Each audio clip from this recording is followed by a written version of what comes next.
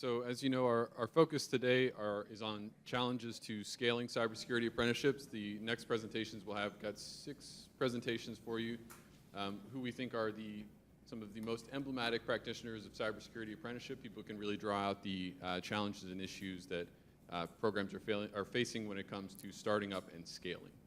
We'll start with Carolyn Rennick. Again, I'm Carolyn Rennick. I'm with the U.S. Department of Labor, Office of Apprenticeship, and I oversee cybersecurity apprenticeship programs as well as financial services apprenticeship programs. I'm so excited that this event is taking place today. Thank you to New America. I'm very excited for this opportunity to be here, convening everybody together. Also, thank you to the Excellence in Government Group for your contributions today and going forward. I'd like to touch on what we've been doing in the Office of Apprenticeship over the last year and give you a brief status of cybersecurity apprenticeship programs. On June 15, 2017, the President signed an executive order on expanding apprenticeships in America. A task force was developed as a result of the executive order, and they submitted their recommendations in May, just 2 months ago. They focused on creating industry-recognized apprenticeship programs. So industry-recognized apprenticeship programs, it's really putting industry in the driver's seat to develop and certify apprenticeship programs. There's going to be certifiers who will approve programs rather than the Department of Labor and the state apprenticeship agencies. There's going to be different criteria on determining what qualifies as an apprenticeship program. So the Office of Apprenticeship has developed the guidance for these industry-recognized apprenticeship programs, and that guidance should be coming out sometime this summer. We have bipartisan support from Congress, and this is reflected in the $145 million fiscal year 18 appropriations, and this is an increase of $50 million over last year. We have upcoming grant and contract opportunities, so we encourage you all to go to grants.gov to sign up for alerts, as well as check out our website at dol.gov/apprenticeships for upcoming announcements that we're going to be making on these opportunities for everybody. We have a new apprenticeship website that we're going to be releasing fall 2018, and we just introduced this new web page. It's called apprenticeship.gov. So it's a one-page, it's a one-pager right now, and it's going to feature, it has new features that we intend to support. The vision is to connect job seekers, industry, training providers, parents, and teachers, as well as federal and local workforce agencies and associations. It's going to have a job finder tool. It's going to have for people who are looking to join apprenticeship programs, as well as for people who are they have established programs and they're looking to advertise. They're going to have a wage information and industry data, and I'm going to make sure I'm working with the contractors as well as the leads in our office who are developing this program to make sure that we have a cybersecurity specific site. Right now we have an IT sector, and we have 9 sectors. We don't have cybersecurity specific, so we are going to make sure that we have a cyber specific site. We have a marketing contract that we just awarded last week, and that's really going to elevate the apprenticeship model through the entire country.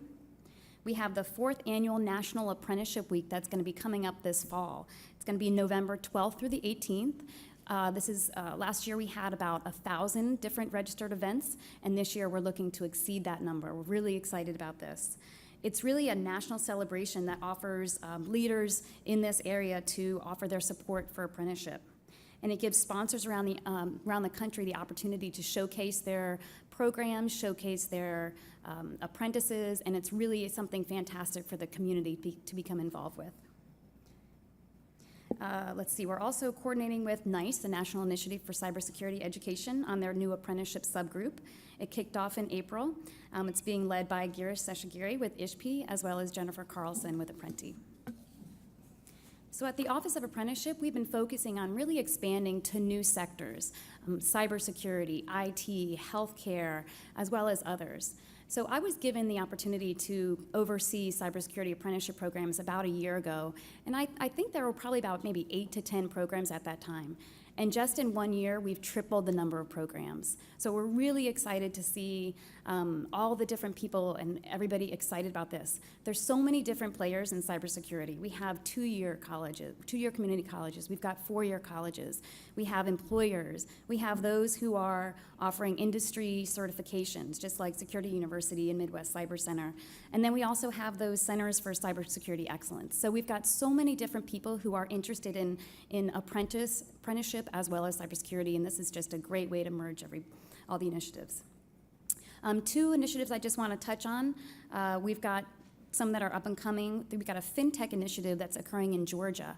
So fintech is a financial services and technology, and we have found that there's really a strong need in Atlanta, and especially in Georgia, for this sector. Employers are really having a hard time finding people with the skills that they're looking for.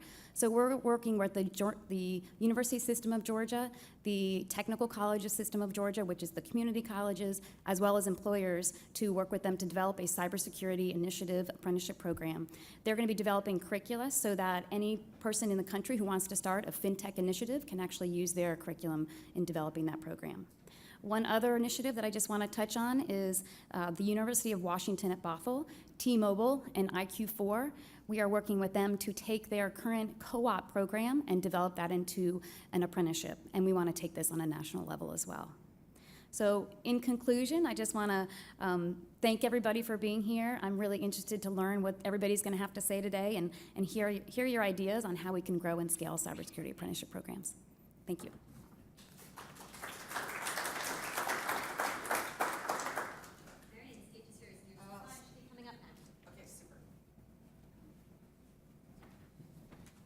Great, there they are, indeed. Uh-oh, there we go. Good, it's just a little lag time. So hello, everybody. Again, I'm Marian Merritt with NICE, and I'm the lead for industry engagement.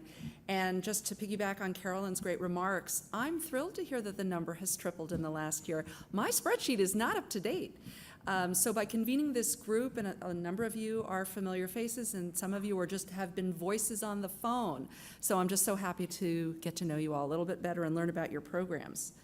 So let's just move forward. You've all seen this slide before, right? This is CyberSeek. This is our website to help better understand the current state of the job market in cybersecurity in the United States.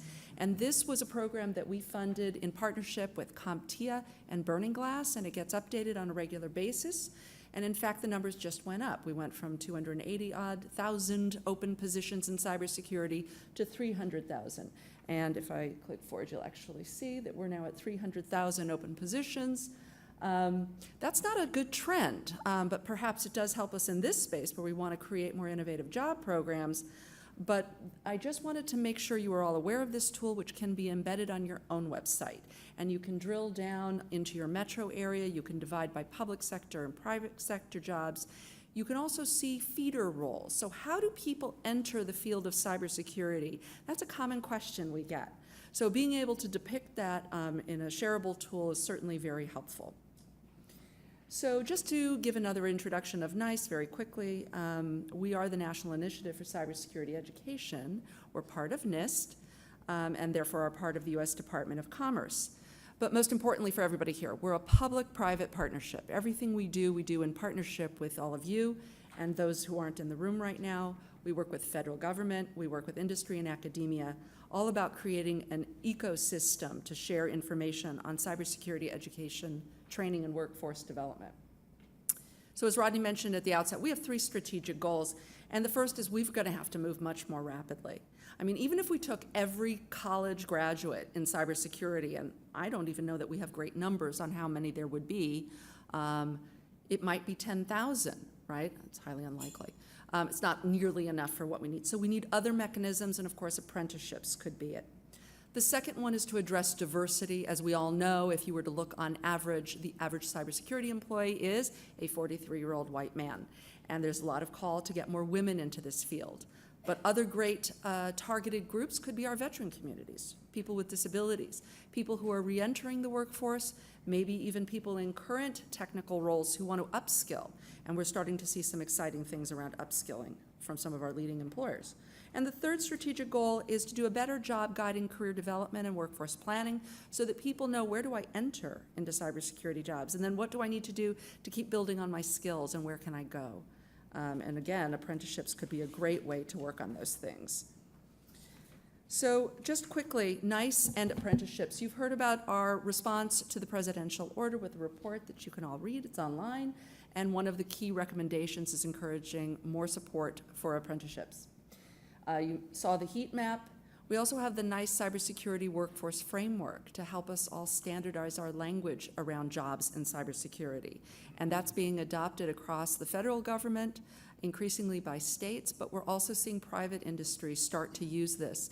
And this is great for the job seeker, because if they're better able to understand how to describe the work they want to do, they can reflect that not only in their resume in terms of their experience, but it would help them look at job openings and better understand what the work would entail. We did a grants program, RAMPS, to encourage community-based development around cybersecurity career pathways, and some of the program recipients included apprenticeships as well as internships. And you've heard a couple of times about our new working group. Okay, so that was, I'm going to invite Girish up, and he'll give you a little bit more details on the work in the working group. And the way to join, of course, is simply just to send us an email, and we'll add you to the group. So thank you. Do you have slides? Yes. Is this your slide? Good afternoon. First of all, let me say thanks to New America, as well as specifically to Laura and Mike. These two young people have done a marvelous job. I think we should give them a big hand. And they also had the misfortune of listening to me speak at least 3 or 4 times in the hills of West Virginia last month. But anyway, so I'm not repeating any of those, by the way, Laura and Mike, so I got something different here. I want to share with you what I talked to the workforce subgroup on apprenticeship that I'm really fortunate to be and honored to be a co-chair of. I work with very talented people like Marion and Jennifer and Rodney's wonderful staff, so it's great to be, but we're at that stage where we're what they call the norming and storming stage of a group coming together to understand what it is that we should be doing and so on. So this is what I did, and this is basically stuff that Rodney, you presented last week when we were in New Orleans together. It's the first time I've seen some of those stuff. I thought, well, this may be something very good. And I'll point out to you some of the takeaways here as I go through it. So this is from the report that the Department of Commerce, NIST, and Homeland Security put together in response to the presidential executive order. And I think the key thing here is the statement that the U.S. needs immediate and sustained improvements. And the second part there is we need to do a better job of identifying. So really, what is the talent we're looking for? And I think there's a realization that maybe we have not done a job of defining the problem completely. So the first takeaway is that it is immediate. We need to act with a sense of urgency. And second one is to make sure that we are actually working on the right problem. And this is the one that Marianne just now showed. And again, the number that I pointed out to the working group was this 302,000 open jobs in cybersecurity now. And it used to be 285 just about 2 or 3 months ago. So it's gone up about 5% in like 2 or 3 months. I'm at this rate. And like I said, from the very beginning, as I've been tracking these numbers, we haven't moved the needle any at the macro level. And each of us have some success stories that we could report, but we really need to be looking at it at a much higher level, at a very specific level. So here I wanted the group to think about the workforce framework and the 7 specialty areas in the workforce framework. And again, as the first time where we actually saw specific job openings by the specialty areas, and securely provisioned 181,000, which is what I'm going to talk about because that's the one that I'm familiar with, but as an example of what we could do as a group going forward to really focus on the problem.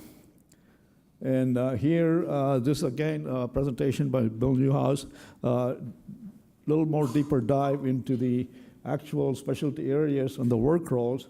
And I'm talking about the software development specialty area and the software developer working roles. So one question I have for those of you that now have actual apprenticeship programs in place, could you cross-reference that apprenticeship to a specific work role in the framework? And I say that is because we really don't need to be reinventing and doing things that are not helping us to identify what the real needs are. Then I also want to talk about the Presidential Task Force, which made some specific recommendations, and I wanted the working group to focus on this recommendation 8, which said that we need a robust needs analysis to narrow down the areas of most acute skill shortage. So in other words, can I go for another minute here? Okay, all right. So we really need to start thinking about what is the problem here, not at the 50,000 feet level, not at the 10,000 feet level, at the ground level. What are the specific work roles where the shortage exists, and in which stage does it exist, and who are the employers that need them? Until we have that, I don't think we have an actionable framework. So I basically challenged the group, the members, to say, the first question is, are we acting with a sense of urgency? And secondly, can we identify the number of job openings by the framework category and the work roles and the CyberSeek heat map, supply and demand, as to where the demand exists and so on. And then a year from now, if you were to look back, how would we know what we've done in terms of the actual measures that we could say that this is the problems that we started out with, and here's what we actually have done. So that's what I kind of wanted to share with you. And one last thing is, I'm also the co-founder of an initiative which we call the Community Initiative Center of Excellence for Secure Software. So the problem that we're trying to attack is the cyber attacks. The number of cyber attacks, 90% of them are coming by attacking software which is defective. The software tends to be defective because the people that are doing the work are not trained. And so we need a big national push to make sure that in our colleges and universities, we teach software development with security in mind. Because now, the impact of poor quality software is a lot more severe than, say, a bridge falling down. And yet we will not let a civil engineer, without a civil engineer, certified people, we don't build bridges. But software, just about anybody can do it. So we really need to get people the skills and get them certified and credentialed. And the apprenticeship is a framework to use. The workforce framework is where we can look at it in terms of specific work roles. Thank you.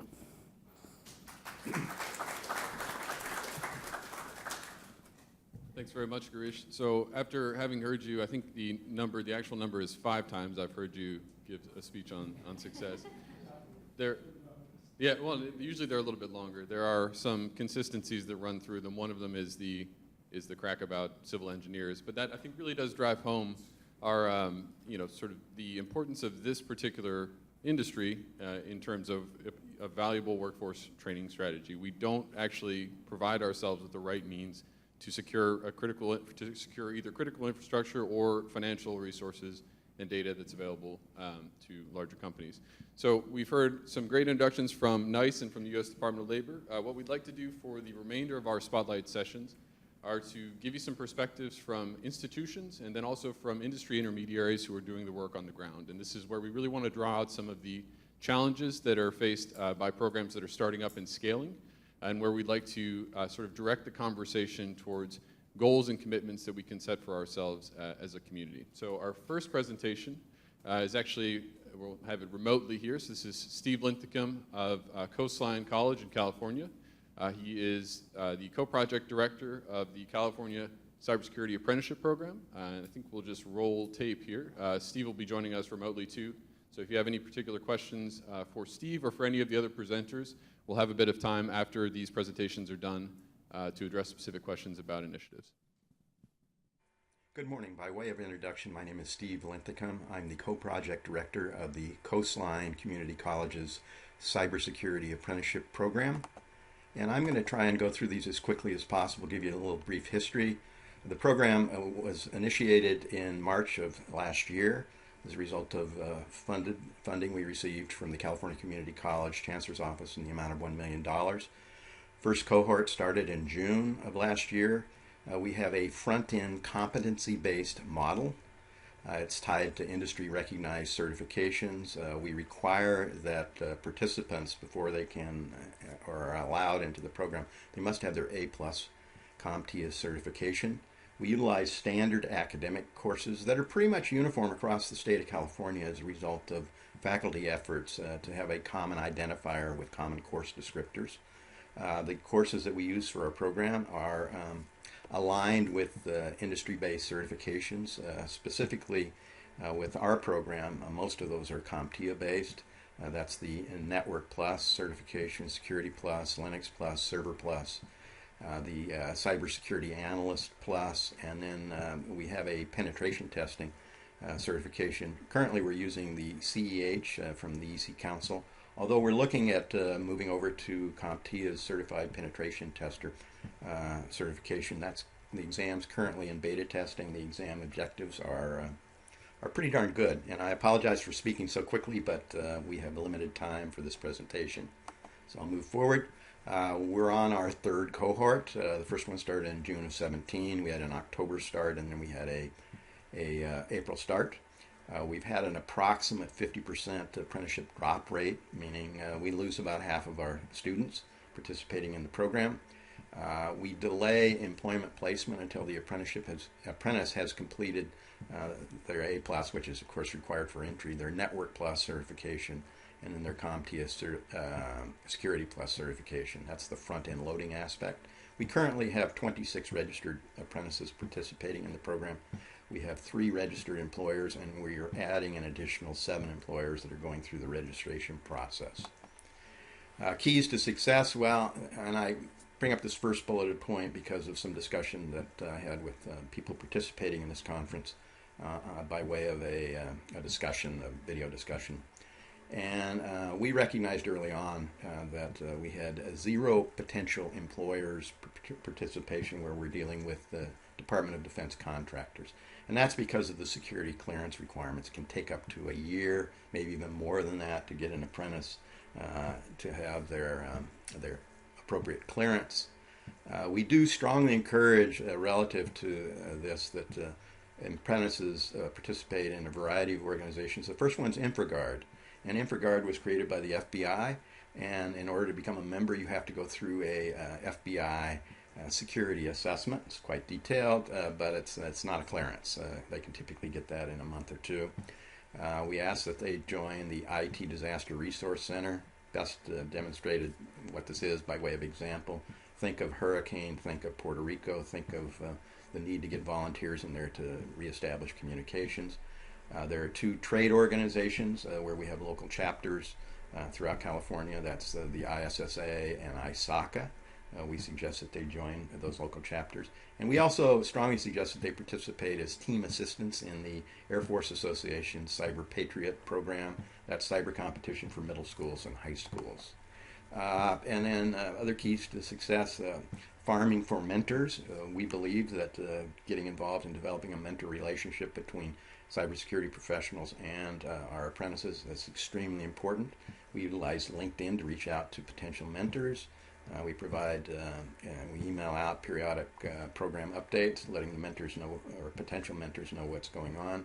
And then as a result of discussions that I had with ISC Squared, they're a lead certification issuer along with CompTIA, I was able to get the word out, and in CompTIA's case, a change of their program where mentors can get credit for continuing professional education by involving themselves in mentor activities. And we're out there farming for potential applicants.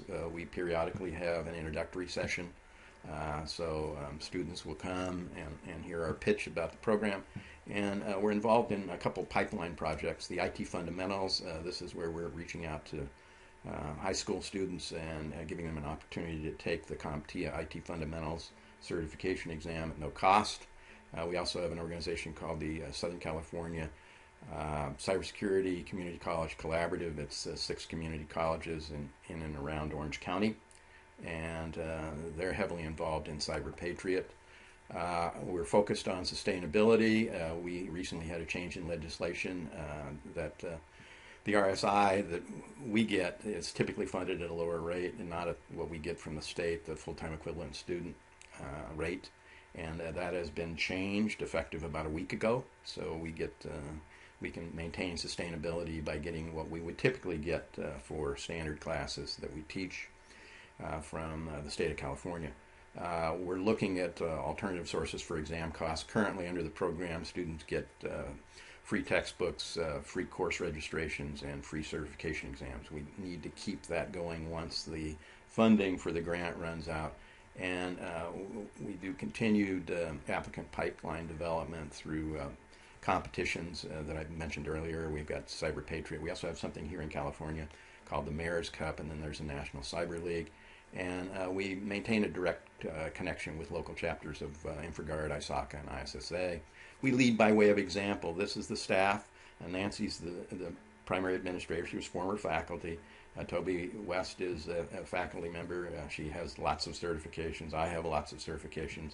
I'm somewhat retired faculty. I retired after 18 years of teaching, but I continue to teach and always will. And then this is a page that you can get access to. I give you the URL, and this has everything associated with it, including my contact information. Don't hesitate to reach out and contact me.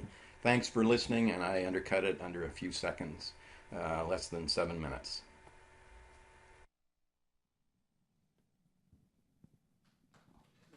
Excellent. Steve, I hope you're hearing us online, but in any case, I just have to make a note that not only do we have virtually every single person that RSVP'd here, we're actually running early. So kudos for being an excellent audience. Rebecca.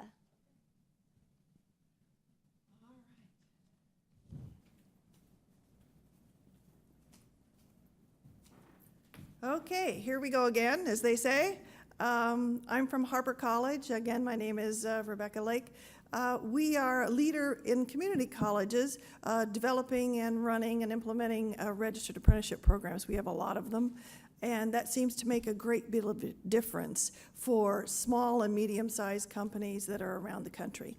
I talked to Mike as we got ready for this, and as we were talking, he kept saying, share that, share that, share that. So I'm kind of going to jump down into the points that he thought that you guys might be kind of interested in. One is we do have a cybersecurity. We actually have two different ones. One is a registered apprenticeship program, and all of my programs are registered apprenticeship programs, and Harper College is the program sponsor. I don't need any, there doesn't need to be any companies having the registered apprenticeship. We have them, and so we do all that paperwork for the companies, no problem. We worked with the Urban Institute for those competencies. We even sent one of our advisory committee members there, and so in both cyber areas of the registered apprenticeship programs, I use those competencies. Challenges, what we're finding is that the smaller companies and the mid-sized companies actually really would rather have the continuing education. Both of mine are cybersecurity and registered apprenticeship programs. One is associate's degree, but one that really is getting a lot of notice is the continuing education. That's all based on CompTIA. We noticed from the companies that they weren't very interested in hiring master's prepared people, because we know that a lot of companies use actually bachelor's as just a bellwether. Do they have it? Yes, or don't, and they throw it away. But now smaller companies can't afford those guys, and so the CE cybersecurity really works. We're talking with CompTIA to do a turnkey operation for community colleges across this country. They are endorsing our registered apprenticeship program. You understand there's 1,100 community colleges and technical colleges across this country. That means that they, in every CE, continuing education department, can do a turnkey operation as a registered apprenticeship program.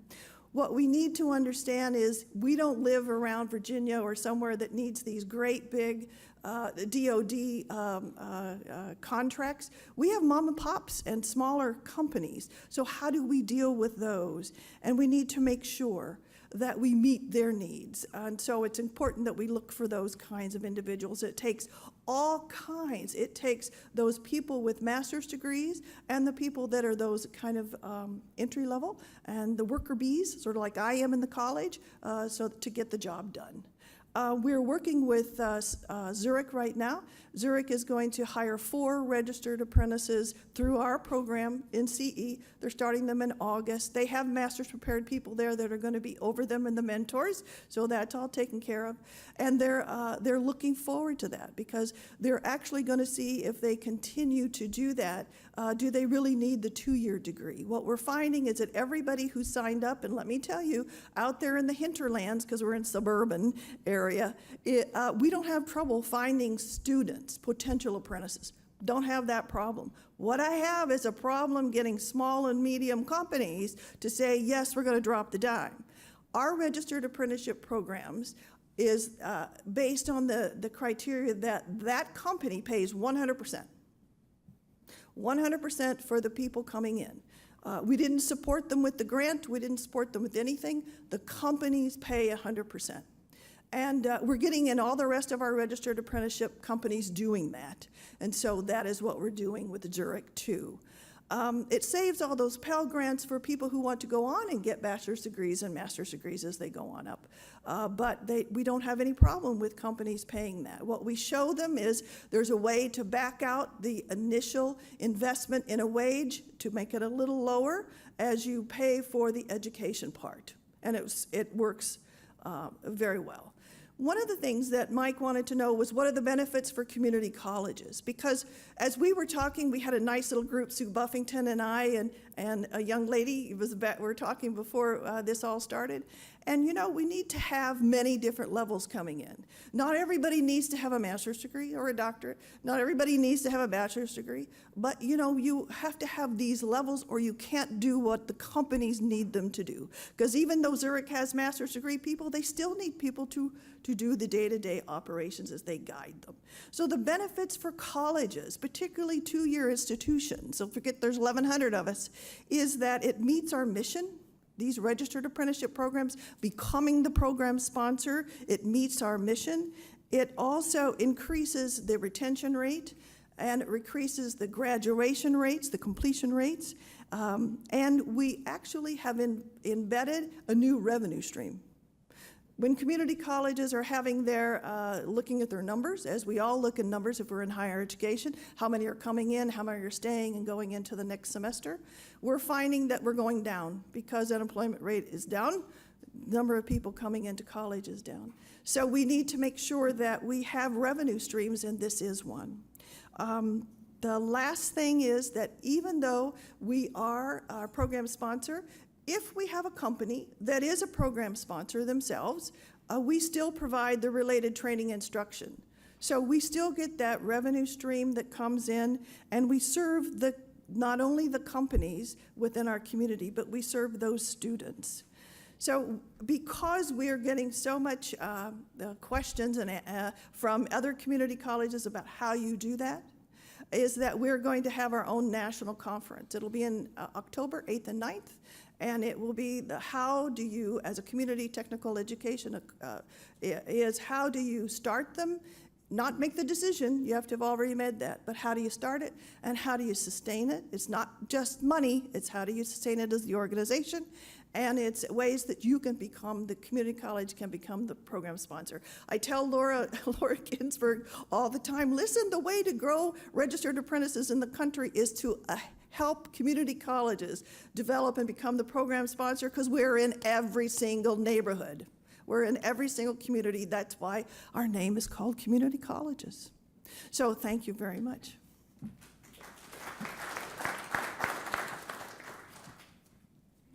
So next up, we've got thanks very much, Dr. Lake. Next up, we've got our first representative from an industry intermediary, Jennifer Carlson of Apprenti.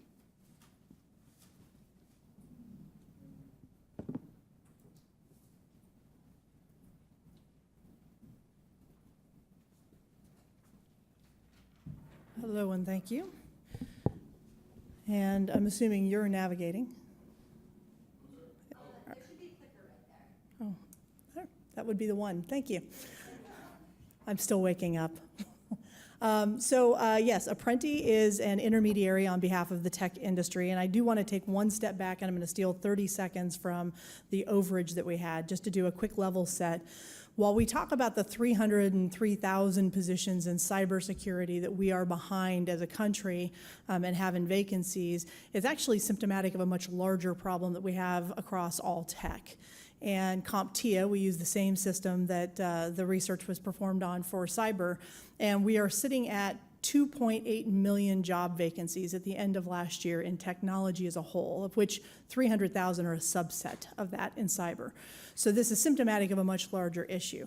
The sub to that is that we are currently only graduating 60,000 computer science degrees and conferring 60,000 comp sci degrees at the 4-year level, public and private combined as a country.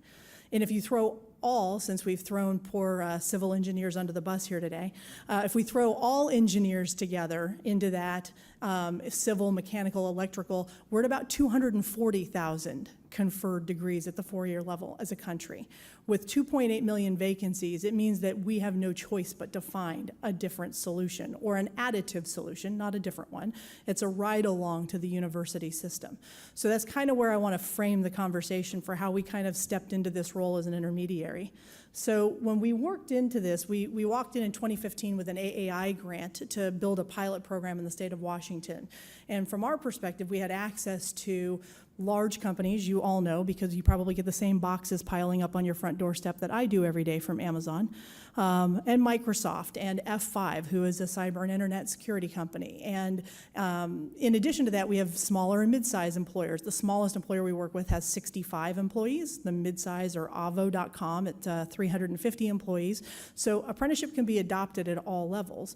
But we sat all of these companies down, including financial services and healthcare, and Russell Investments and Primera Blue Cross, to stratify and look at what would it take for us as an industry to collectively come together on a new platform. And it raised a lot of adoption issues as they were sitting at the table. And that's where we started the conversation. We added to it some research that you might have a hard time reading in that gray box in the middle. But the U.S. Department of Commerce did a study, it was published a couple of years ago, that said for every senior level engineer we create in this country, occupationally, it produces 7 additional jobs. That's the 7-to-1 ratio, or the 1-to-7 here. So for every senior level engineer that needs to have that 4-year college degree or higher, we're creating 7 support level jobs. That could be software developer to systems administrator, customer service and sales, all the way down to last mile of delivery, which when we look at it right now, we're very myopically putting 85% of those jobs with college degree required, but shouldn't necessarily be the case, which is where we started off on the conversation with all of those companies. We got all of them to stratify their hiring needs. We sat down and very pragmatically looked at what roles had to have a 4-year degree or higher, so data scientist to back-end hardware development, and said, okay, now let's take those off the table. That's the 40, 50, 10 you see. 40% of the jobs truly across all 3 sectors and all those large companies said have to have the 4-year degree. But that left 60% of everything else on the table. We took off the bottom 10% because there were already great programs and powers in the room that are focused on that lower end of the 10%. Help desk and entry-level positions. Europe does this space. We didn't want to compete or overlap or reinvent that wheel, going back to Garesh's comment earlier about let's not keep redoing the same work. So we took those off the table, and those, unfortunately for us, tend to be jobs that we offshore as an industry or outsource as an industry as well. So as a result, let's focus on what we absolutely have to have, which is the 50% of the jobs in the middle. And those are also some of the hardest for us to fill, and cyber falls into a lot of those roles. So when we started the conversation, we said, okay, we already know how to recruit from these 3 other sectors. We're doing community colleges where we work directly, usually in our own backyard, to your point, with a school that's closest to us, and we will get some byproduct out of that we're directly looking for. We already recruit heavily out of the 4-year institutions, but the industry said, this is not our strong suit. We're not good at diversity recruiting. We're definitely not good at recruiting on a competency basis, because the whole thesis behind us was that this is competency over pedigree. And so they said, we're going to need some help and assistance in stimulating that. And if we're going to build into a program, then we're going to need to know that we can accelerate the output. So part of our process is that we accelerate the classroom portion of training, and those certifications that we're all talking about that are industry recognized and delivered by companies that we already consume is done in an accelerated model in 3 to 5 months before they go to job. The key here is that we do not place anybody into training that does not have a job commitment. We secure the commitments from the company up front. We screen them on their aptitude and ability to learn the work. The company agrees to take them on and mentor them for 1 year or more on the job. A couple of positions that we're doing right now are 2-year. And the company agrees to hire them at salary and benefits to mentor them into the job after their classroom training is completed. So classroom training is only delivered for those in job. So as we worked through this process, we really were able to clearly identify that there were 6 stakeholders. Not only are we as the industry intermediaries or the folks who are sitting at the table with the ability to connect the tissue of all the companies sitting there, but it also takes the hiring company, because without them, we don't have an apprenticeship, period. They're number one. The Department of Labor and state offices of labor are at the table because we need that credential and we need the consistency of the model to pass both between sectors and across state lines. We need community partners to deliver all of the talent to us, whether that's community colleges or community nonprofit organizations. Funding partners to help stratify some of the costs for the companies, because unfortunately, while the companies are paying all the salary and benefits, we have some companies who want to see this demonstrably be solid before they make additional investment in the training costs. So we have those investments made. And then we have the accelerated training and education partners who are at the table as well, who then third-party deliver all of that training for us. That's our role as the intermediary. Our job is to make sure that the standards that are in place work for all of the companies, and we use one set of standards so that the portability of the role is in place between the companies and across state lines. Many of the companies that we work with want a single solution because they operate in multiple states and are wanting to cross state. Yes, I see it. I'm sorry. So they want the consistency of the model. They can't operate in multiple states doing multiple models, so they want one set that they work with, and they want to know that they can hire somebody from another company who has met exactly the same criteria and training systems in place. And then, again, competency, not pedigree, and that this is industry-driven. They drove and picked the system and infrastructure that they wanted. These I will just leave on the screen for you to read. These are the roles that they started off with, and I think these overlap very nicely with Garesh's model earlier of where they were starting in terms of what roles are apprenticeable.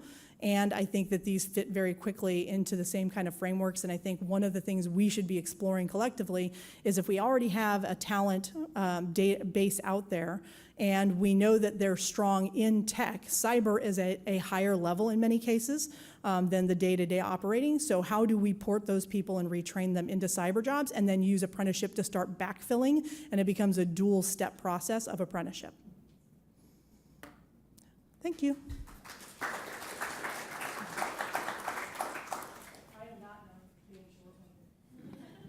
Thank you. I should have mentioned that our timekeepers are ruthless. Thank you, Jocelyn.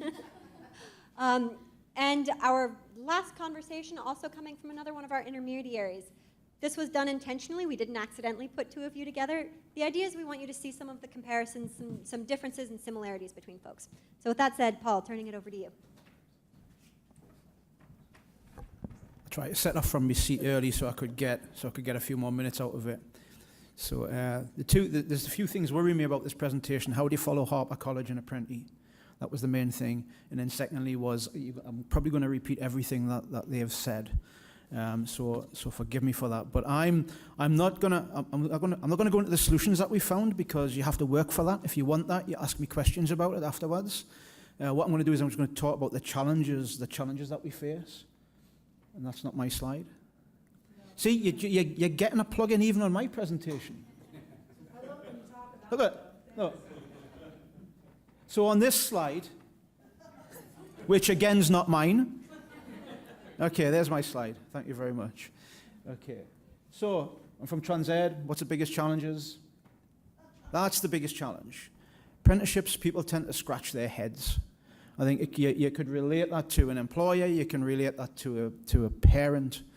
You can say, who is confused, fill in the blank. I think there's a lot of confusion around apprenticeships.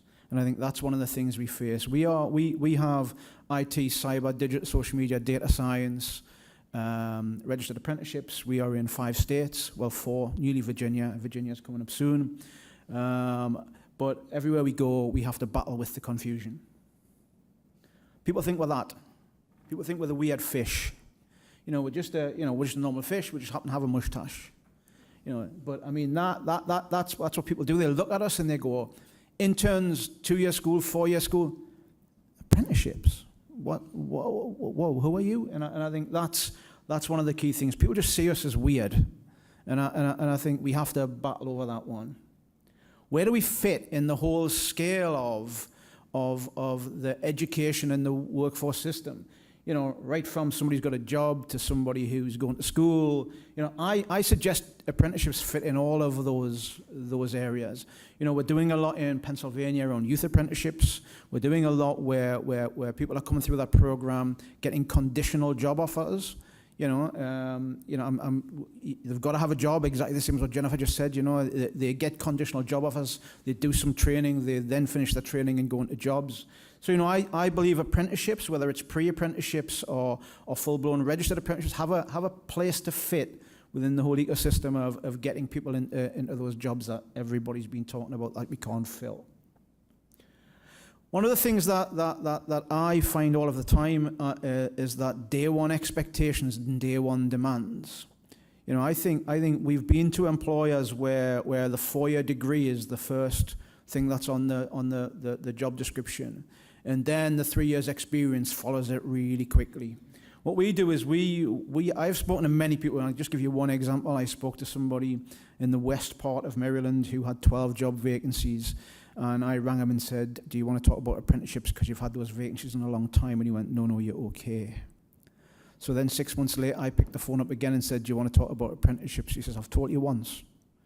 I don't care how good your British accent is. I don't want to talk about apprenticeships. So then I said, okay, sir, because we call everybody sir in America, don't we? Okay, sir, I will ring you back in 6 months. And then he started laughing and said, okay, come and see me. So what we did was we went through those job descriptions, looked at what he had on those job descriptions, and we filled 8 out of those 12 positions because they didn't need a degree on day one. They didn't need 3 years experience on day one. And it's exactly what Jennifer said about, getting employers to understand if you get somebody coming through your door sitting at a desk, what do they have to do at day one?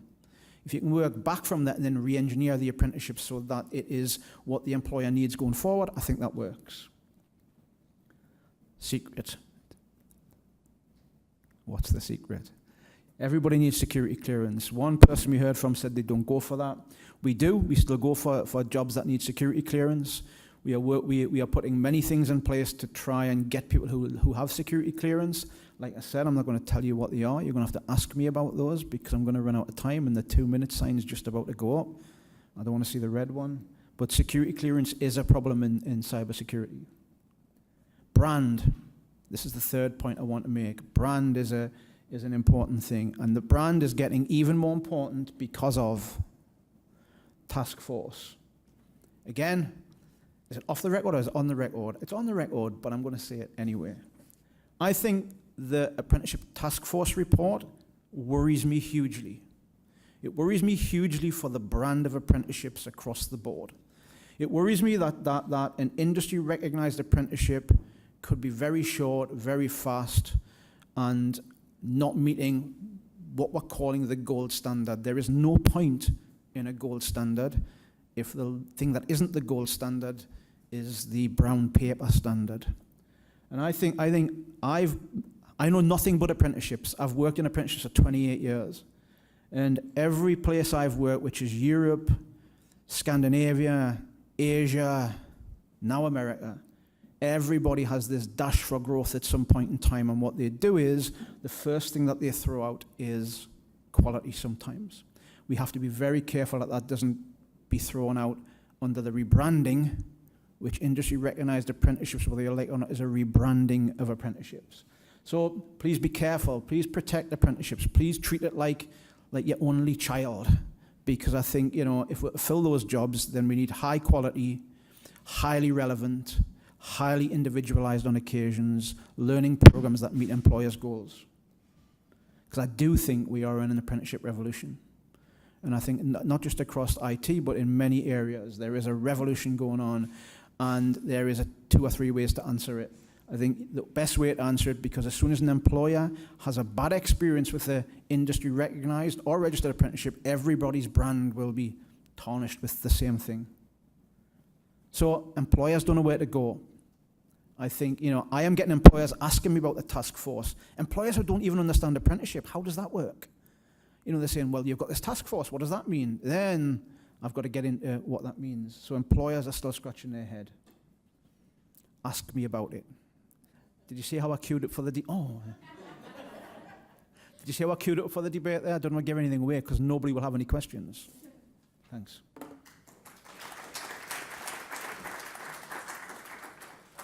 Thank you, sir, and for your excellent timing. And for your excellent cue. As a matter of fact, exactly our intention is to move into an open discussion. We'll be passing around microphones, so this is where I remind you, please speak into the microphone. Our intention with this part of the conversation is to first have an opportunity to ask and answer some questions we had for our spotlight presenters. We then want to start talking about other challenges that you all have seen. Are there other challenges that you would echo? Are there things that we haven't surfaced yet? What strikes you? So with that said, any questions for our presenters? And let us start grabbing you some microphones. Here, I've got one back here for you. So this is more of a comment than a question. But so prior to coming to Apprenti, I worked for the state of Washington in apprenticeship. So I've been on the regulatory side of this as well. And that I want to echo what you just said, and lowering the bar for apprenticeship and using that term is potentially one of the most damaging things that could come out of current policy initiatives. Registered apprenticeship in the United States has been built on quality, largely because of the building and construction trades, right? And it's sustained itself there because contractors, employers know what that means if somebody completes a registered apprenticeship program. So if I complete my electrician, you know, if I become an 01 electrician, a journeyman electrician, and I'm in Oregon, and I move to Texas, and I have that journeyman's card, everyone knows what that means, right? If we start tinkering with apprenticeship and we say, hey, this 2-month program and I got to say that this employer is participating because they train people for 2 months and then turn them back out, you're going to have a huge issue with what does apprenticeship mean in terms of meaningful employment and outcomes. So I just want to reinforce how potentially damaging that could be, because registered apprenticeship right now has the best workforce outcomes of any training system in the United States. And that's because there is a high bar. So I just would really like to encourage everyone here to push for that bar being maintained. Thank you. And it's Sandra, right? So Right. Apologies for having misspelled your name on everybody's guest list. You can just write a little O in there. That's my fault. And my email address has a 0, so it's pretty easy to remember my name because of the 0 in my email address. Can you hear me? Mm-hmm. Okay. Well, I'd like to ditto that, but on a much larger scale. I think we've set the standard of what apprenticeship should be awful. Sorry, guys, awful. Security Plus, this new stuff from CompTIA has absolutely no metrics, no measurement. It's built by people who honestly don't do the job of cybersecurity, and we need to be really careful, because if every one of you in this room goes to the minimal standard where we are not vetting this information, these training materials and these exams, and we're not doing peer review to show the quality of the work, when you're a journeyman, you work with an individual. An electrician doesn't let that electrician get to his next level until he can do the job. Right now, those credentials not only don't do the job, but they're set by a company that isn't in cyber. It's scary to me.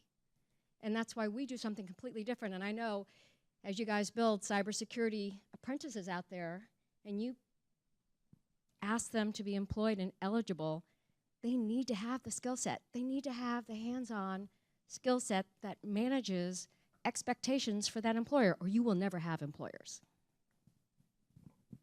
I can just add to that, you're 100% right. And the reason why the training that we're doing is only driven by the company. The company picks the standard that it needs for the job. Well, I'm pretty sure, well, cyber's new, but I mean, even F5, if they know they need a CISSP as just a baseline and coming in the door, and they need the 5 years of experience, but they can't get it until they get to the job. And so that's a baseline entry point for getting them in. But the classroom portion of it, where we tend as I think a group to see the greatest fall off, it's part of the process is the pre-qualification of the candidate getting in. So we're at an 8% fall off in the classroom and a 1% fall off in the job, and an 83% retention by the company. So those metrics do speak to that baseline being a good starting point, and one that will continue to evolve and improve as more experience is gained.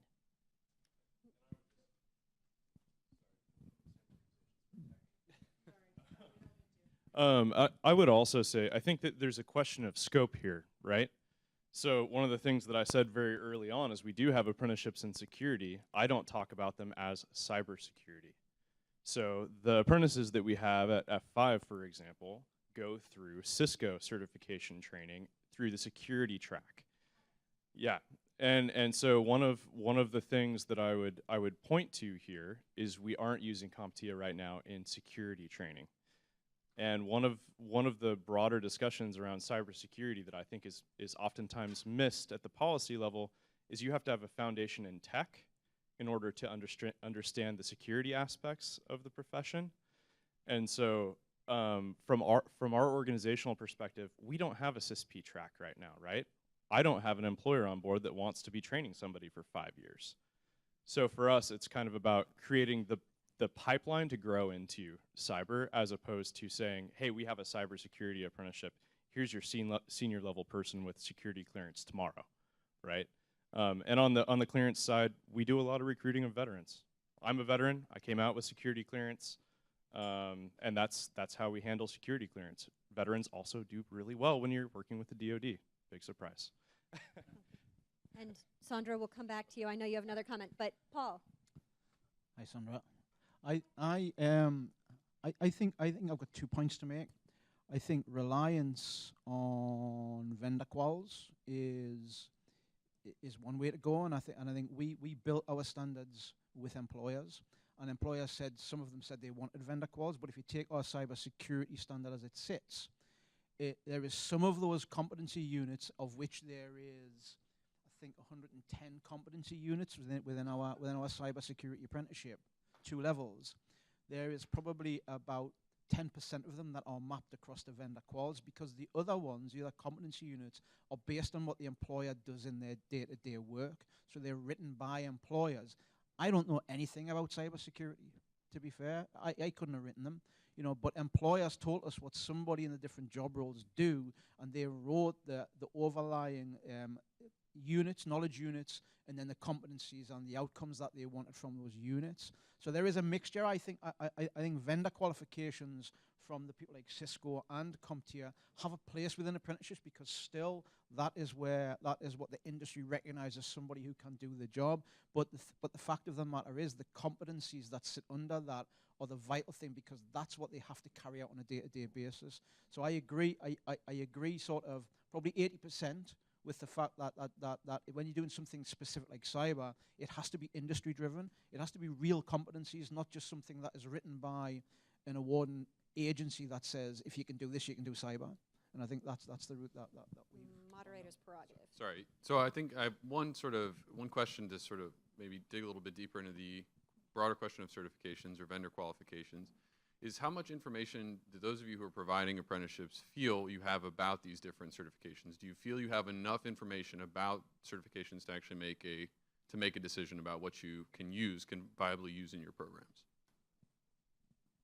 I mean, this can be like a general yes or no kind of head shake, head nod kind of thing. So it depends is the answer. I mean, and I think that there's a tendency to generalize, right? Even when we talk about cybersecurity, right? We talk about it as though it's one role, and it's most certainly not. So it depends on the role. If we are talking fairly entry-level tech roles, CompTIA has a lot of really high quality training for individuals. And as you move up the rungs, it gets spottier, right? Is what I would say. So you kind of have some intermediate certifications, you have some senior level certifications, and not all of them are the same in terms of what they're worth or how valid they are. So a lot of what we do is talk to companies about, like, all right, if we're looking for an alternative to a computer science degree, what is the credential on the resume that would allow you to look past that, right? And so I think it depends on the corporate environment, it depends on the role, and it takes a lot of research. I think you have to ask the questions.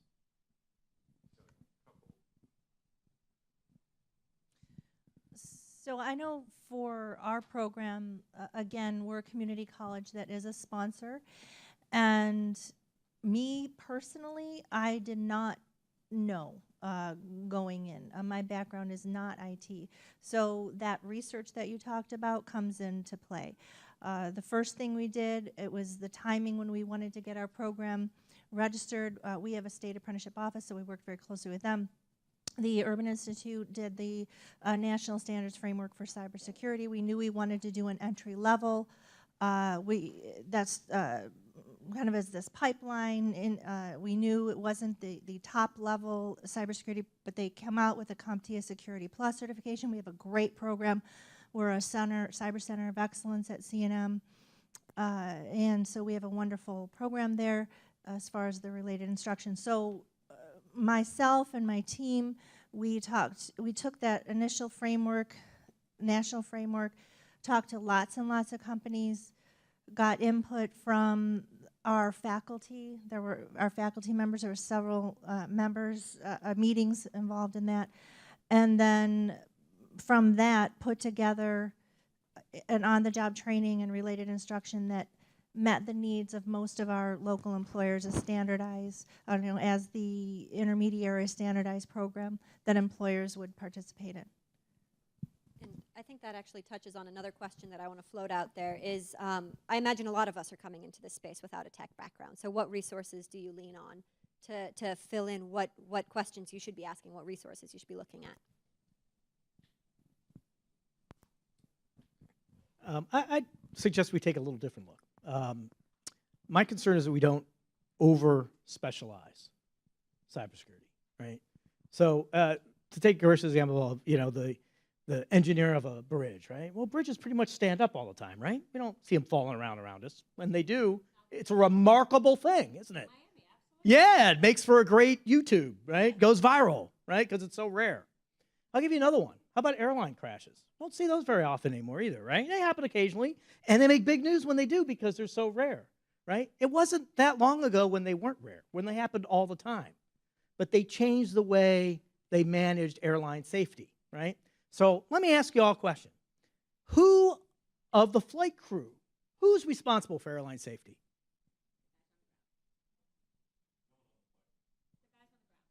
Everyone's job is airline safety. The flight staff's airline safety. The pilot, they all are responsible for a safe flight.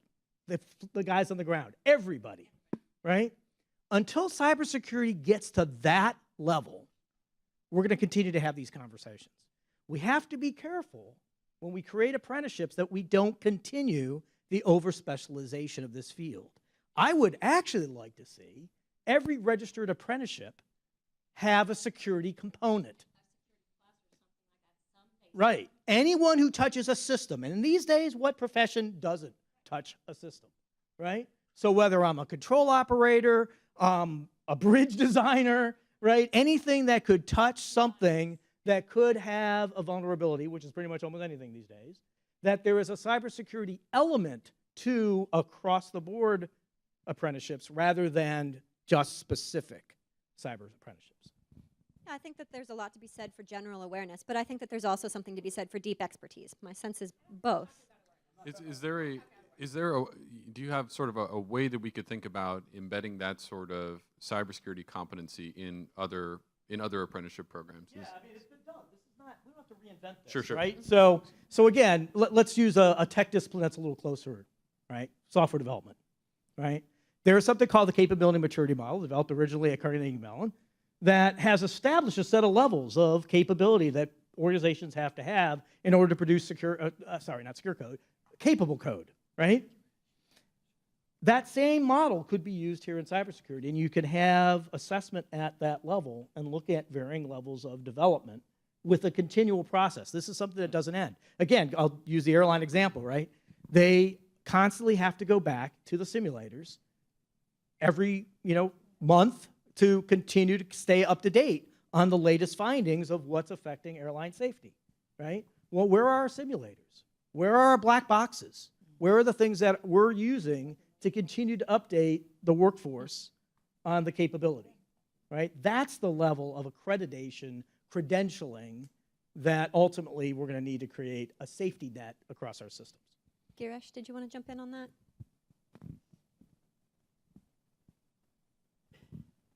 Speaking of employers, let me give you the employer perspective. I believe I may be the only person representing an employer here. Is anybody else? I'd like to hear from them. But here's the thing. For us, it's a 4-year, 2-year degree. Those are not the issues. The problem for us is this. We just aren't finding the people with the skills that they need to have, that they could be readily employable and be productive on day one. What really is happening for us is that we have to hire them now with a 4-year degree even, and then we spend 6 months paying full salary and benefits to the point where they become productive for us. And so the reason that apprenticeship works is this. First of all, I think there's a misconception that we tend to look at apprenticeship as a jobs program. It isn't. It's mostly a skills program. Okay, what we're after is providing people skills with a related technical instruction, which is only half of it. The other half is what happens on the employer side on the job training. And that's why in Europe, they don't use the term apprenticeship. They call it the dual model. And I think a lot of the implementation that we've done, we've overlooked 2 things, I think. One is that the person should be an employee of an employer of record on day one when they enter into the program. And that gets away a lot of the issues in terms of security. By the way, in our company, you have to have security. Most of it is top secret even, okay?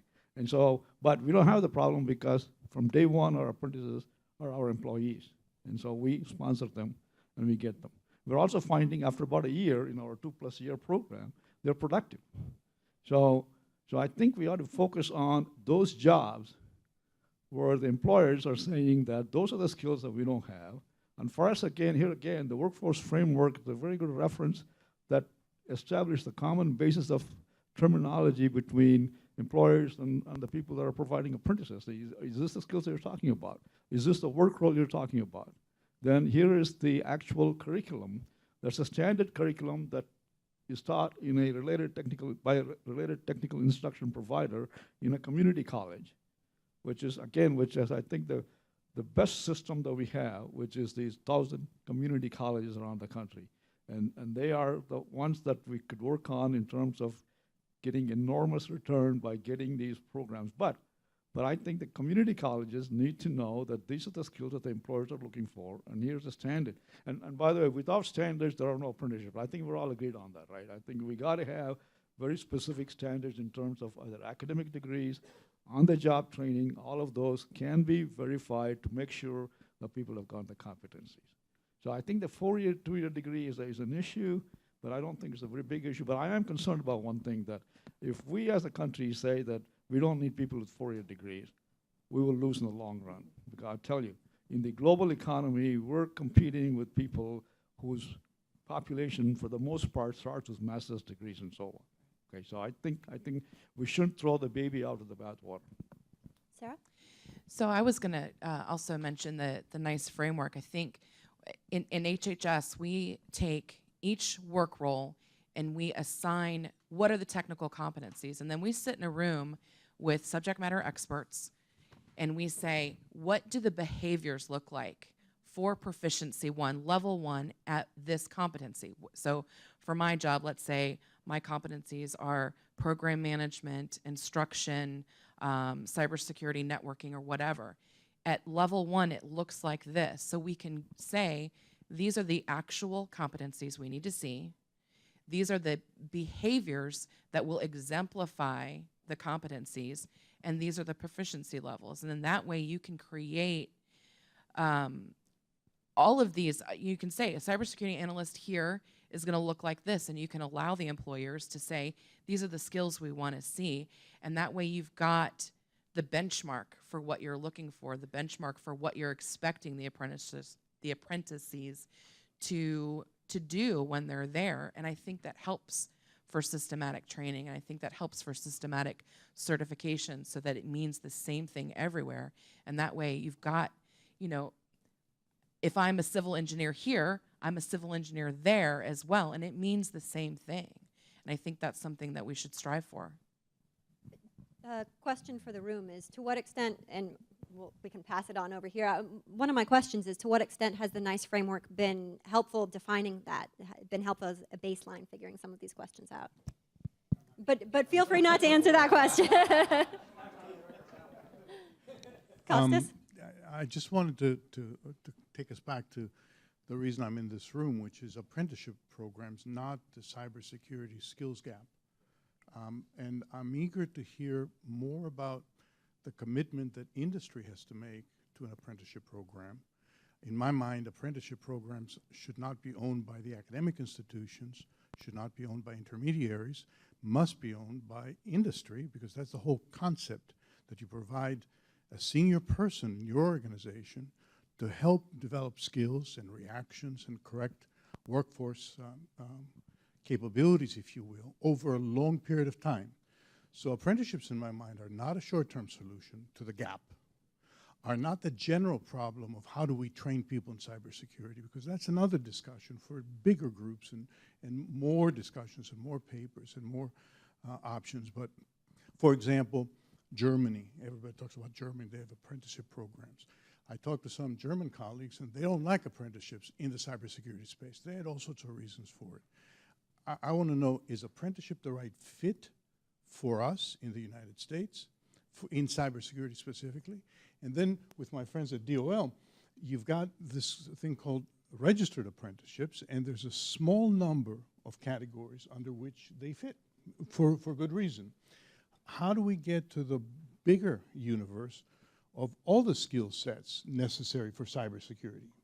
That's a good starter point, but if we look at the NICE framework, there's a lot more to be done and a lot more things to add to the simple 4 or 5 categories that you have. So those are just some thoughts. How can we refocus not on the job itself, but on the tangible benefits of an apprenticeship model? And then how do we get industry? And as you said, you're the only IT industry in the room. I'm a government official as well, and all of us as government officials, many of us hire people, but that's a minor part of the discussion. So just wanted to throw out these ideas. Thank you. So just 3 quick questions, observations about the opening comments, which I hope we'll talk about maybe throughout the afternoon. One is the definition of cybersecurity. I heard a few different things. I heard the reference to being a subset of IT, which I don't disagree with numerically, but I think it's also outside of IT, and I think one of the struggles we see is it's not all operational IT. A good example is research and development in an organization in cybersecurity might not report to the CIO or BIT, or we've got auditors and all the rest, but you know, I'd love to hear people's definition of that. And quite frankly, Congress has done us a disservice by throwing in words cyber and cyber related, which kind of gets to my second point, which is the comments about cybersecurity sector. Do we really think there's a cybersecurity sector, or is cybersecurity cross-cutting across all sectors? So I'll leave that as a question. And then the third one I think you brought up, which Girish is talking about as well, is layers or stratifications of jobs and which ones are appropriate for a 4-year degree or a master's or an associate's degree or an apprenticeship. And Marion mentioned CyberSeek, which when we did the first go-round with entry-level jobs that required a bachelor's degree and 6 to 10 years experience, that didn't seem very entry level, right? And so we moved to feeder role. But what is that layering or stratification of work roles or jobs that, you know, in this context, apprenticeship can help address? Sandra. I look around and I see everybody in this room very engaged in apprenticeship, and I think I'm not engaged in the same way you are. I deal with the adult workforce only. I don't deal with youth. I don't deal with young adults. I have never spent time in a room with the millennium. I just haven't, because my focus has always been on the adult, I don't know, 25 to 69. We had a guy in class 69 the other day, or last week. So when I look at apprenticeship, I look at what is apprenticeship going to do for the adult workforce. And I think that when we look at apprenticeship, ideally we need to classify it as for the young adult workforce and for the senior adult workforce. And how we build different apprenticeship programs for employers is going to be very critical, so that we can build them to accept a young adult into a program versus someone our age. I will agree to disagree, in that I agree that there is a place for the 18 and over, which is where we started. And we didn't walk in with a thesis that we were going to get apprentices of a certain age. But what we ended up with were apprentices at 31. That's the median age we place. Youngest I've placed, though, is 18, and the eldest I've placed is 63. So it's both ends of that spectrum. I don't think it's isolated to any one particular group, and I wouldn't differentiate adult or mature audience. I think, maybe youth apprenticeship I would separate out. But youth to me is definitely in the bottom end, and it starts in that high school age and starts at probably 16 and goes to 22 or something like that. I think that going back to the conversation earlier, Rodney, that you were having, in the question that was asked here, and I'm sorry, I don't know this gentleman's name, but you had asked about what company engagement was. I will say, as the representative of the companies who are hiring from us, and my largest hiring partners are Microsoft and Amazon, soon to be followed by SAP and Concur. I came from insurance, but I managed migration of platforms from DOS to online, and I've seen the pain points that the companies go through. This is a pilot for them. Their engagement is on the in-house training side. They're willing to take on people to test this system to see if we can make it work in this country the way they've been able to see it work in other countries. But they're not ready to flip the switch on mass adoption and staff accordingly and bring people on that can operate these systems in-house, which is why the intermediaries exist. And it's a blending of resources that they have to get their heads around how to operate in this country. And they are also being inundated by options and opportunities in every locale. And they have a hard enough time figuring out as a large company how to stand up one, let alone how to figure out community-based systems where they might be standing up 50 options. And that's just not scalable for them internally or operationally. So for them to turn, it's not as bad as turning the Titanic away from an iceberg, but it is going to take them time to get to a scale of adoption and get comfortable with the model operating here. And it isn't a replacement for college. It is a ride along to college.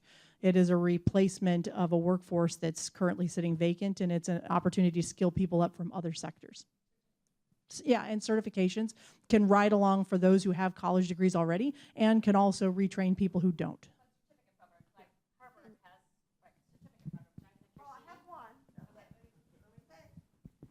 I have one, but the rest of them are associate's degrees that are all transferable to every single university there is in the country.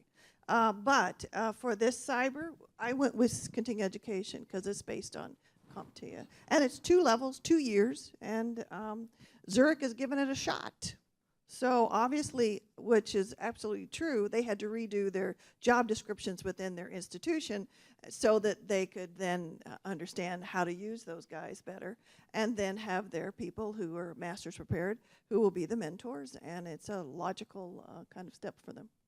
I think we have one back. Yeah, I was just going to say, I think we almost missed the boat if we're waiting to community college. I think, again, when we start that whole notion of apprenticeship or just trying to drive that interest towards cybersecurity, it has to start like really in that middle school level, really hitting around that high school level. As soon as I hit 9th grade, if I have any interest in this field, I should be just bombarded with that. And I think that's where we keep missing that boat. And you don't have those kids when you look at the community college or you look at those 4 years. Some are just simply not aware that I have this option. So I think, again, there's a lot of missed opportunities right there in high school that we're kind of missing out on. So quick follow-up there. For those of you who have worked on the sort of recruitment side on looking at how to get apprentices into apprenticeships, Are there any strategies, especially at the high school level or at the young adult level? And of course, we're not speaking to the exclusion of any particular population. Anybody who's older, of course, can still be just as a viable cybersecurity apprenticeship. But are there any particular strategies that you found useful for recruiting younger folks? So I would like to propose that that isn't the premise that we should be operating under. And the premise should actually be, how do you get companies to want to hire somebody that's that age? Because the conversation that we have over and over and over again with our small companies all the way up to our Fortune 500s is, I already have to teach my 22-year-old CS graduates how to operate correctly in the workplace. Why do I want to teach, much as Garish was talking about, 6 months of productivity, right? Why would I want to bring somebody in as an apprentice and have to teach them both for a longer period of time? So when we talk about young people, Jennifer mentioned we do have some young people in our program, but by and large, they're in the data center environment, right? They're not customer facing. They are doing technical work on physical infrastructure. So when we talk about youth apprenticeship in this space, this is a highly professionalized industry when we're talking about tech by and large, right? So the expectations of somebody in this environment are quite high in terms of even how they respond to email, how they interact on an interpersonal level, all of those things, which is why our apprentice population is 31 on average, right? They have other work experience that they're bringing to the table. So for me, when we talk about youth apprenticeship, yes, we want youth to be engaged, but when I got out of the Air Force, I was managing 18 to 20-year-olds coming straight out of tech school, and they have different challenges, and it's not just maturity, it's perspective, right? So I think that might be a question that should be answered outside of apprenticeship rather than viewing apprenticeship as the answer. Just wanted to put a shameless plug. With Homeland Security, we have 2 programs, our Scholarship for Service program, where we provide students paid scholarships for cyber-related degree programs in exchange for government service. And it's been a really great program, and we're looking to constantly grow that cadre of students and participating universities. And then we also have our Centers for Academic Excellence, in which we partner with NSA, and we're looking at not only 4-year programs, but community colleges, and providing very cyber-specific degree programs and encouraging universities to implement this outside of computer science or regular IT or engineering programs. If you have any information or want to collaborate, please reach out to me at the end of this. Just now, I don't know if you guys know, there's SFS has a brand new grant opportunity on the market. It's going to close on July 2nd for funding this year. It is a alternative to a degree granting program, or to a 2 or 4-year degree granting program. So if you have a certificate program, if you have another initiative that would take an adult level individual into a cyber apprenticeship, cyber anything, as long as they give back to any federal, right, as long as they give the back time, it's available right now. They just had a meeting on it. I know it's a huge initiative. It's unlimited amount of money right now and unlimited time. It's so new. I just hope that it really helps us do more. And I think it was great. If you guys don't know about it, you should check it out. Nope, there's no requirement.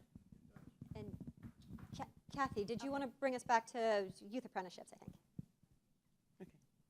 I love your point. I think this might be one of those shameless plugs for workforce development training programs. I think that we hear the concerns of employers all the time, that they want to make sure that when a young adult shows up for work, that they're work ready, and it addresses all of those professional development things that's left in the wind.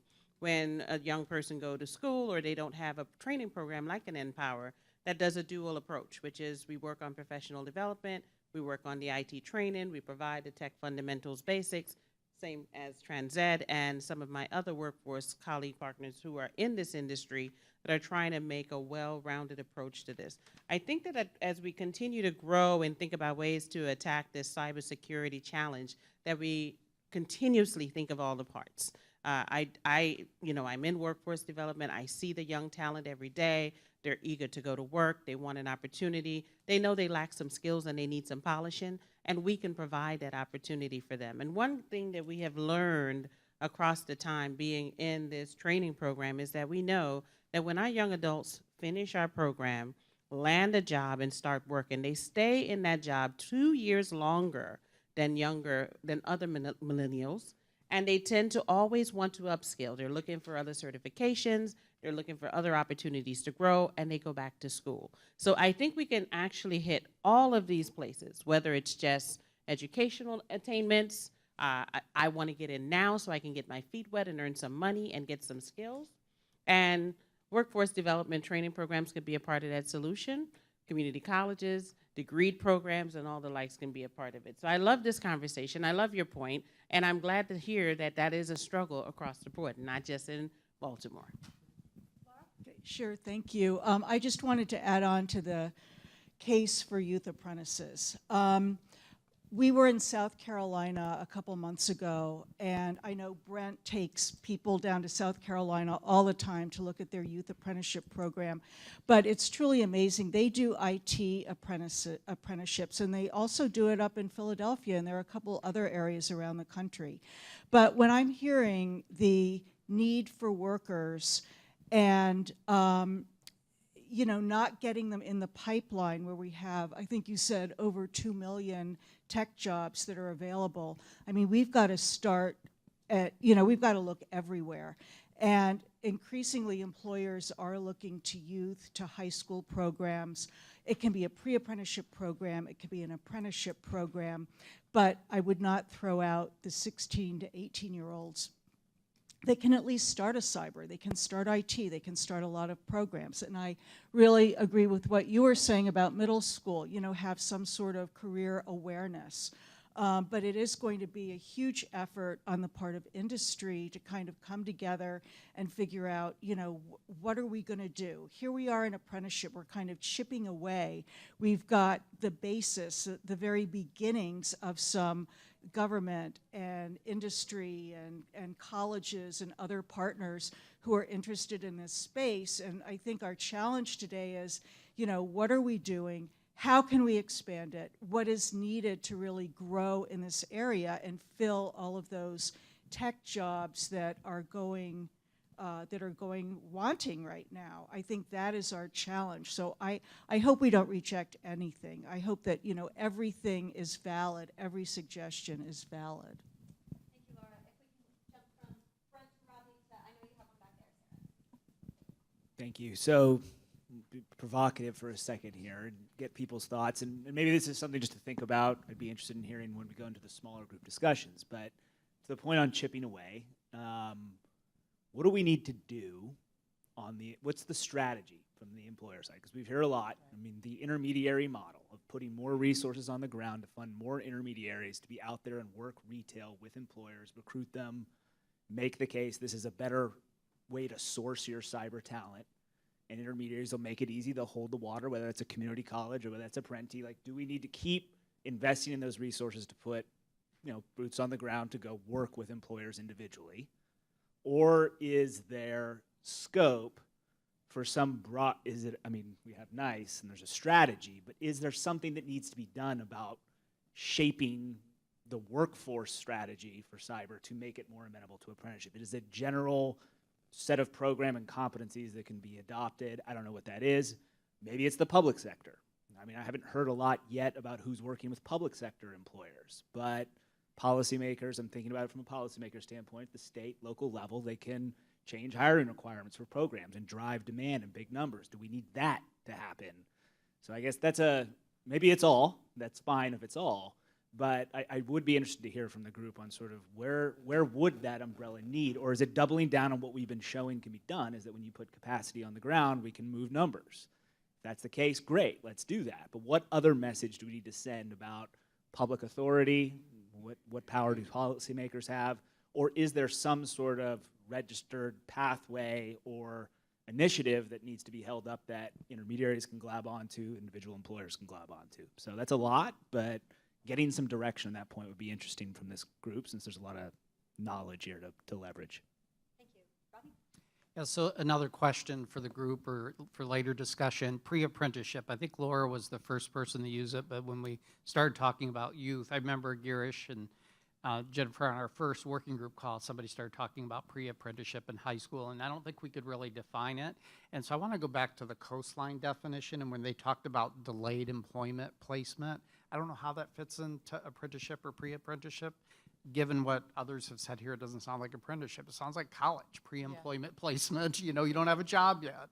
So anyway, I think that's a question worth probing a little bit. And the second thing is your point about associate's degree you can take anywhere. Well, that's unfortunately not true because of articulation.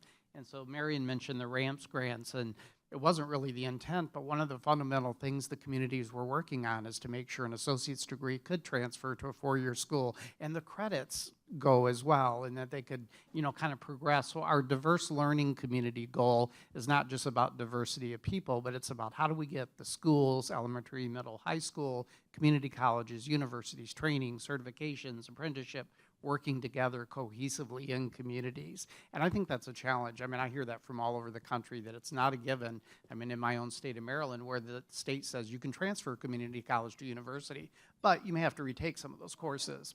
Yeah. Sarah?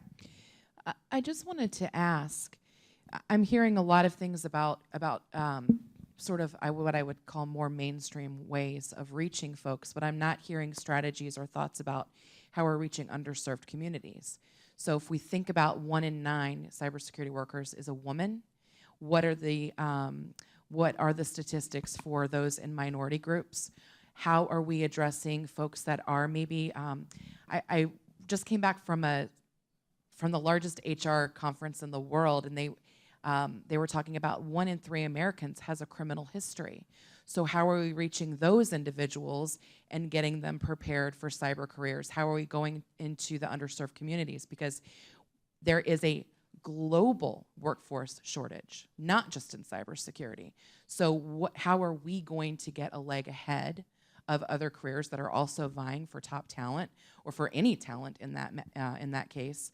And so I would just love to hear some ideas about how we're going to get into the prisons and how we're going to get into those minority areas so that we can start getting the next batch, because we need them. Sure, and I don't want to throw anyone on the spot. Sue, I know I've heard from your program that you've done a lot of deliberate recruiting within the community to sort of diversify the population that comes in. Do feel free to flag me if you want to talk about it. Yeah, I'll talk about it now.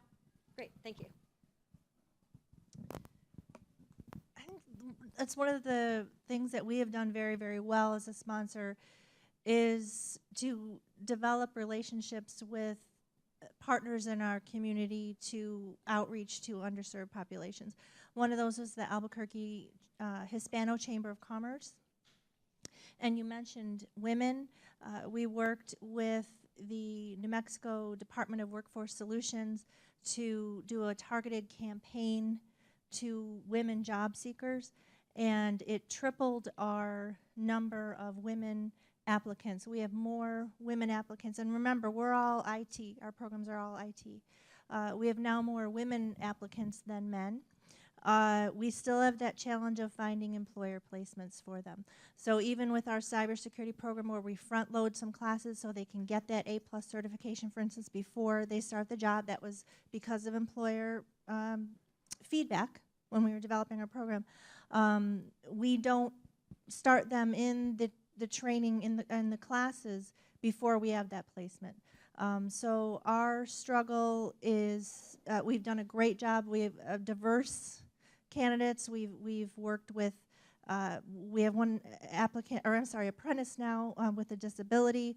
We've worked with Commission for the Blind, veterans, lots of organizations, Catholic Charities, but it's still the employer side, I would say, is our biggest challenge. Thanks. We're coming up on a break shortly here. Kathy, Sandra, Paul, and then we'll move. Might just have to stop it with Kathy. Actually, we want to keep on schedule here. So one of the biggest focus for Empower is that we work with disadvantaged young adults. So our main focus is those that are underserved. That's the community that we go after aggressively. And what we've done, like you, we've partnered with all of the community service organizations, human service organizations, workforce centers, everything under the sun. We officially, as of today, opened doors in Baltimore July 2016 and have 154 partners under the roof that we consider workforce partners that know our brand. They know the type of young adult that we're looking for to help transform their lives, and they send them our way. One of the things that we work really aggressively with, because Baltimore has a 1 in 3 household arrest rate, is we try to address those issues up front. So we work very closely with expungement programs that have to address that, because our students, they come in, they're interested in CompTIA A+ certification, and the first thing that they say once they get that certification is, I want to be a cyber analyst or anything else. And then we start talking about, where are you in the record? Now, there are some offenses that we can't get off of expungement, but there are some young adults who've just had some mistakes that we need to kind of consider, that these are people that are still very employable, and we work on getting them into a program and into a company that will overlook some of those concerns and work with them on getting them on those pathways. So we're very proud of a few things. Actually, we have a new initiative rolling out that by 2022, we're working on 40% of our young adults being women. Currently in Baltimore, for the last 4 classes that we've graduated, between 26 and 34% of our enrollees have been women. So we're very proud of that number. That's very high. We continue to go after young women to encourage them to get into the STEM program, African American women especially. And the one thing that we've had a very big group of has been single mothers.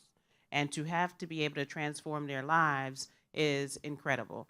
Likewise, my biggest struggle is to have a conversation with employers. They speak very highly on the front end, but I just never see the support on the back end. They tell me about their needs, they tell me about their vacuums and all of the things that we can fill. They tell me about the wonderful talent that they're looking for, and every time I spend more time sourcing a client in front of them 12 different ways before they would make a decision. It continues to be a struggle. I wish that we can find a way to have a conversation with employers where they're being very truthful with us.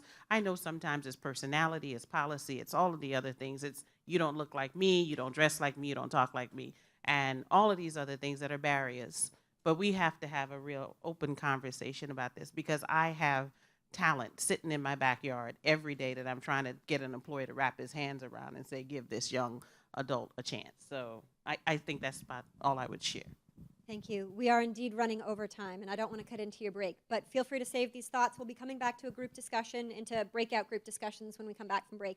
We've got a little less than 15 minutes. Feel free to grab a snack. Restrooms are down this hallway to the left. Thank you.